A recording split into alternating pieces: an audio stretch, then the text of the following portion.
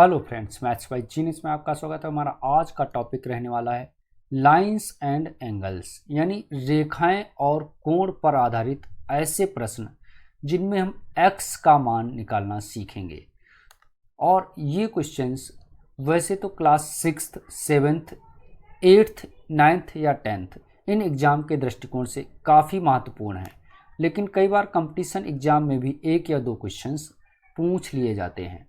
तो सबसे पहले हम सीखेंगे इस वीडियो में कुछ इसके बेसिक रूल्स, यानी इन क्वेश्चंस को हम करते कैसे हैं। फिर उसके बाद इन क्वेश्चंस को बहुत सारे ये अलग अलग तरीके के क्वेश्चंस का आंसर हम इसमें निकाल कर देखेंगे। तो चलिए शुरू करते हैं इस टॉपिक को। तो सबसे पहले ये क्वेश्चन सॉल्व करने के पहले हम देखेंगे कुछ बेसिक चीज़ें, जैसे कोई भी अगर हमें ट्रायंगल दे रखा है ऐसे, और इस ट्रायंगल में तीन कोण दे रखे हैं x, y और z। तो त्रिभुज के तीनों अंदर के कोण यानी अंतः कोणों का योग क्या होता है x plus y plus z, इसका मान होता है 180 डिग्री। तो एक तो ये थ्योरम हो गई कि जब भी त्रिभुज दिया होगा तो तीनों कोणों का योग हम क्या लिखेंगे 180। अच्छा, दूसरा क्या है कि अगर कहीं पे एक लाइन है तो इस लाइन के ऊपर जितने भी एंगल बने, एक बने, दो बने, ऐसे, तो एक, दो और तीन, इन तीनों का योग भी क्या हो जाएगा 180। और रीजन क्या लिखेंगे लीनियर पेयर यानी रेखिक युग्म। तो यहाँ पे भी अगर ऐसे लिखा हो x plus y plus z, तो इन सब का भी सम क्या आ जाएगा x plus y plus z equal to 180। और रीजन भी यहाँ लिख देंगे रेखिक युग्म या रेखीय युग्म भी लिख सकते हो। तो दो पॉइंट पता हो गए।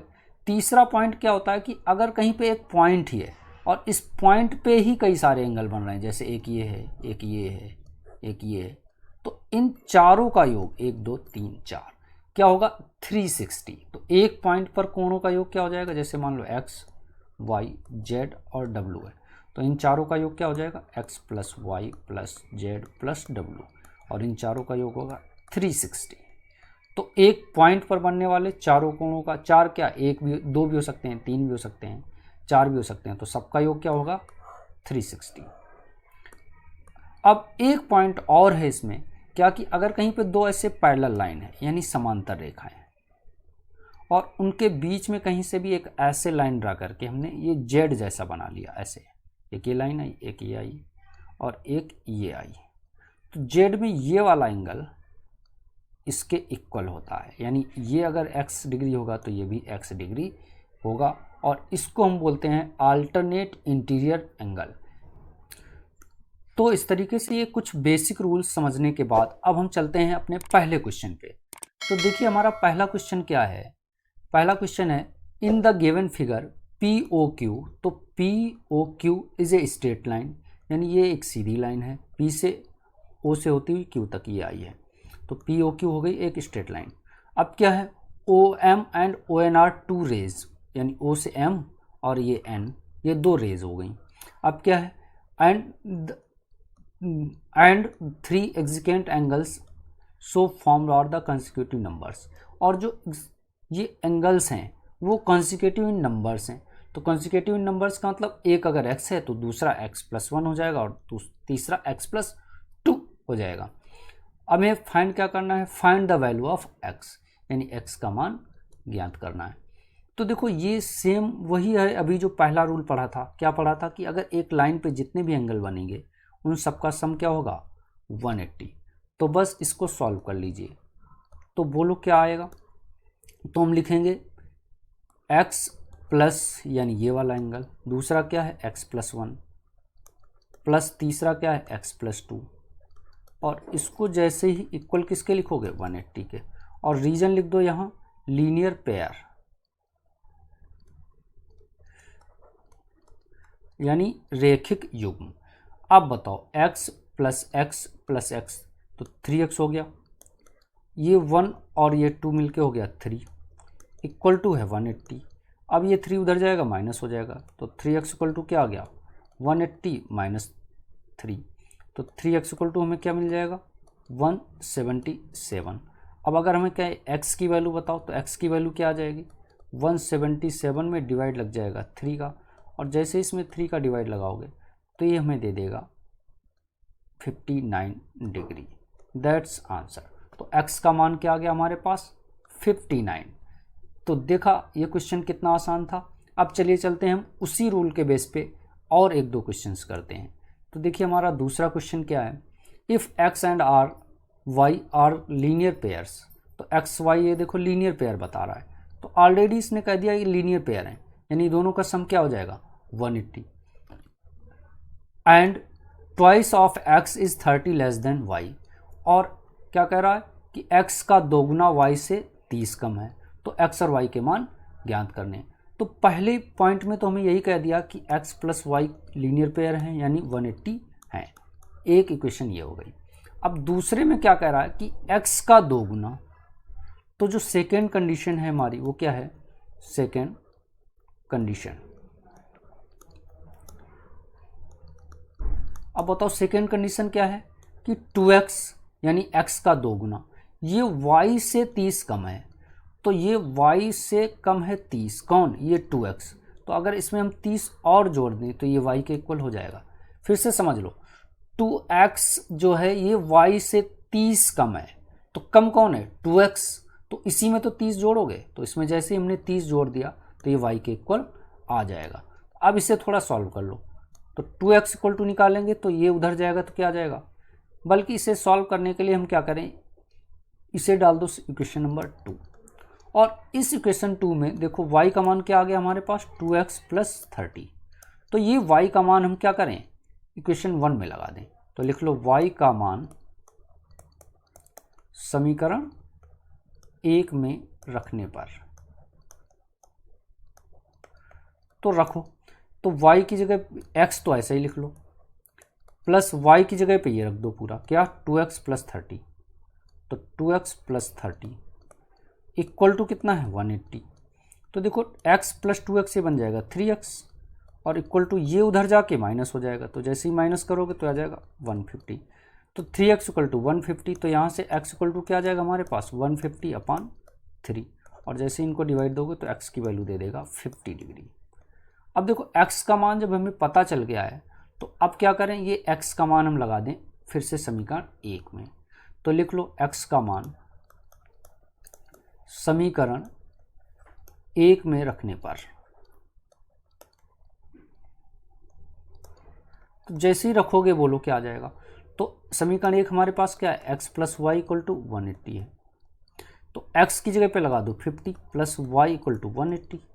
अब y का मान निकालोगे तो क्या आ जाएगा, 50 उधर जाके माइनस हो जाएगा, तो 180 माइनस 50, तो y 180 में से जैसे ही 50 माइनस करोगे तो ये दे देगा हमारा 130 डिग्री। तो इस तरीके से हम x और y के मान प्राप्त कर लेंगे। तो x का मान हमें प्राप्त हुआ है 50 डिग्री और y का मान प्राप्त हुआ है 130 डिग्री, और यही हमें निकालना था कि find the value of x and y। तो देखा आपने, रेखाएं और कोण वाले क्वेश्चंस काफ़ी आसान होते हैं। चलिए चलते हैं, अब हम करते हैं क्वेश्चन नंबर 3। तो क्वेश्चन नंबर 3 में देखिए, in the given figure A B parallel C D and what is the value of a x plus y. यानी इसमें दो लाइन कौन कौन सी, ये ए बी है और ये सी डी है, और ये पैरेलल दे रखी हैं।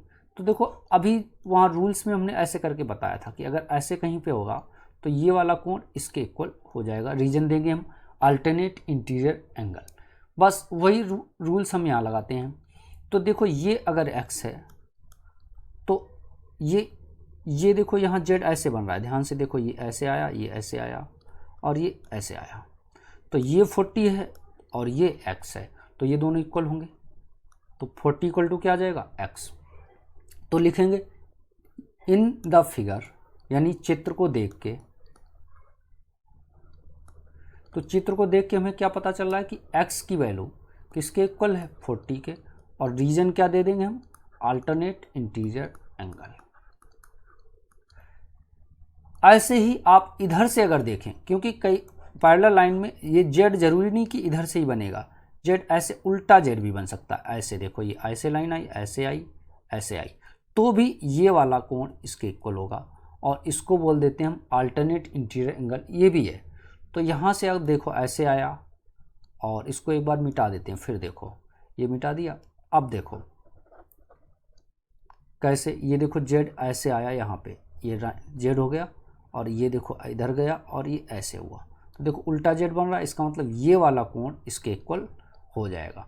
तो इसका मतलब क्या हो गया, वाई इक्वल किसके होना चाहिए 60 के, और इसका भी रीजन क्या रहेगा अल्टरनेट इंटीरियर एंगल। अब क्या करेंगे हमें निकालना है मान किसका, x प्लस वाई का। तो बस x और y पता है, दोनों को जोड़ दो तो x प्लस वाई का मान आ जाएगा।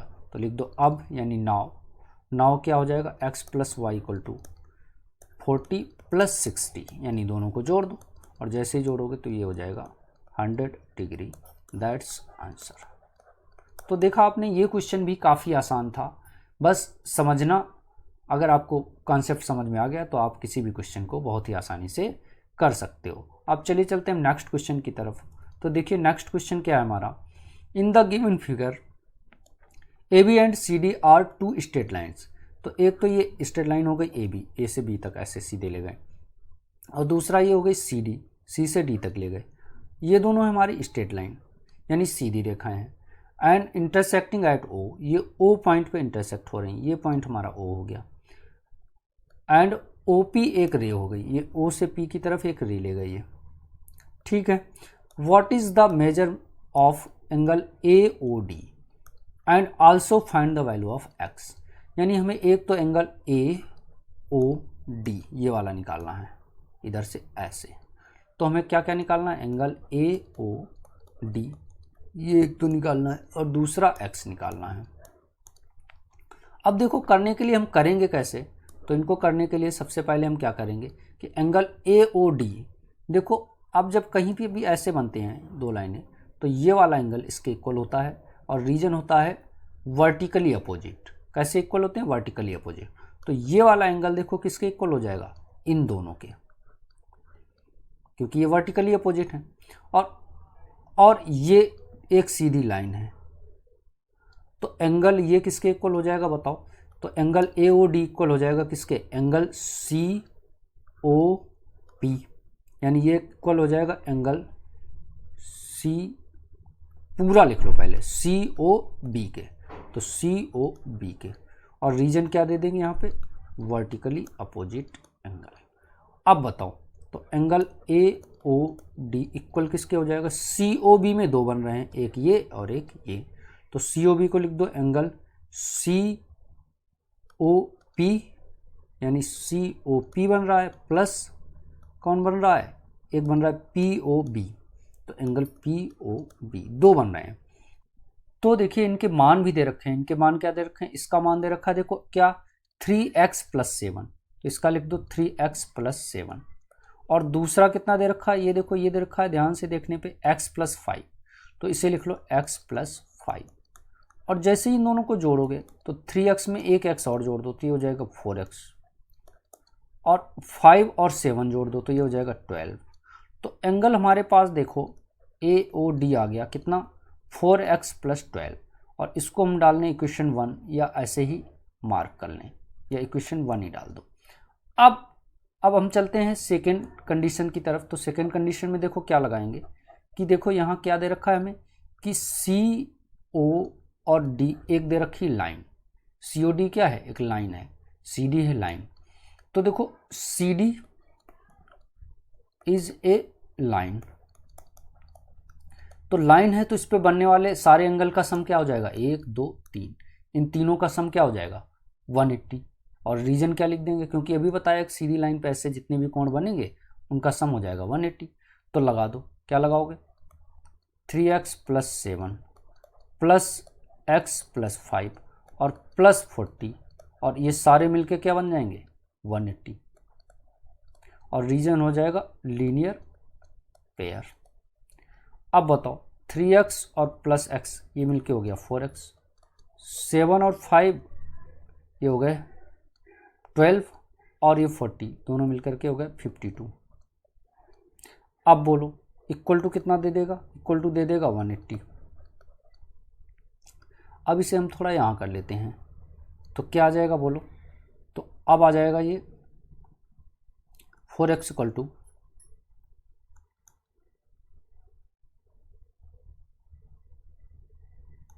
तो ये हमें दे देगा 4x इक्वल टू ये 52 उधर जाएगा तो माइनस हो जाएगा, तो 180 माइनस 52, तो बताओ 4x इक्वल टू कितना आ जाएगा। जैसे ही इसको इसमें से माइनस करेंगे तो 8 दे देगा और ये दे देगा 12, यानी 128।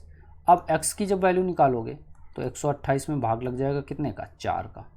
4 का जैसे ही भाग लगाओगे तो क्या आ जाएगा, 32। तो x का मान तो आ गया हमारे पास 32 डिग्री।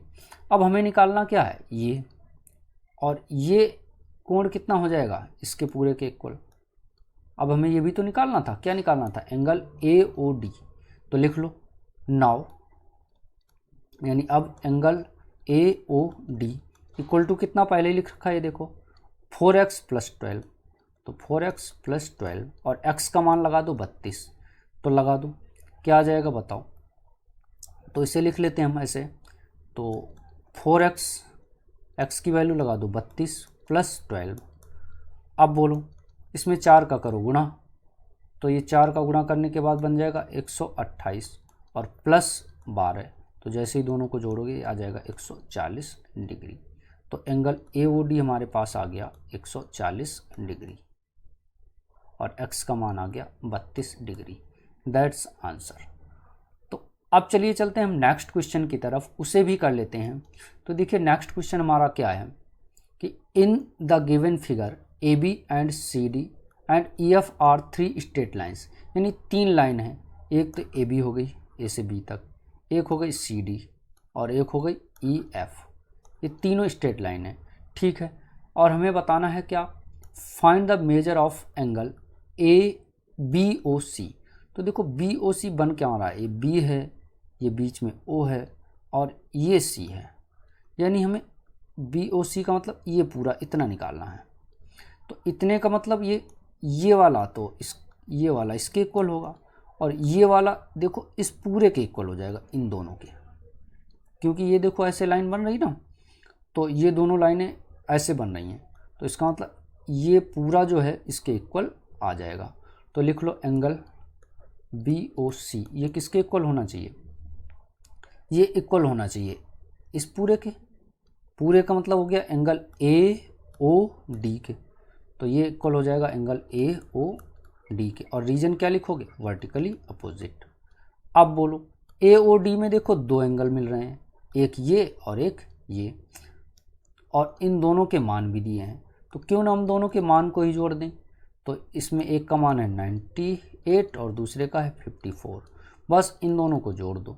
तो जैसे ही जोड़ोगे तो क्या आ जाएगा, 8 और 4 12 और 9 और 5 14 और 1 15, इसका मतलब ये आ गया 152 डिग्री। That's answer. तो ये काफ़ी आसान क्वेश्चन था। चलिए एक क्वेश्चन और कर लेते हैं ताकि आपको ये टॉपिक बहुत अच्छे से कंफर्म हो जाए। तो ये देखिए ये क्वेश्चन उससे भी थोड़ा अलग हटके है। इसमें क्या करना है, find the value of x, बस वही है कि x का मान ही ज्ञात करना है।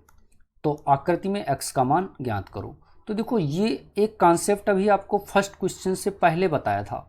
ये देखो यहाँ पे क्या बताया था कॉन्सेप्ट, कि अगर ये देखो कि एक पॉइंट है और उस पर जितने भी ये सारे कोण अगर एक साथ बन रहे हैं तो इन सबका सम कितना होता है 360। ये देखो यहाँ बताया। सेम कॉन्सेप्ट हम इसमें अप्लाई करेंगे। तो देखो इस क्वेश्चन में क्या है हमारा कॉन्सेप्ट, उसी कॉन्सेप्ट को अप्लाई करेंगे। तो देखो एक पॉइंट पे इस पे सारे एंगल बन रहे हैं, ये प्लस ये प्लस ये, तो लिख लेंगे, क्या लिखेंगे कि ये सभी कोण एक ही बिंदु पर बन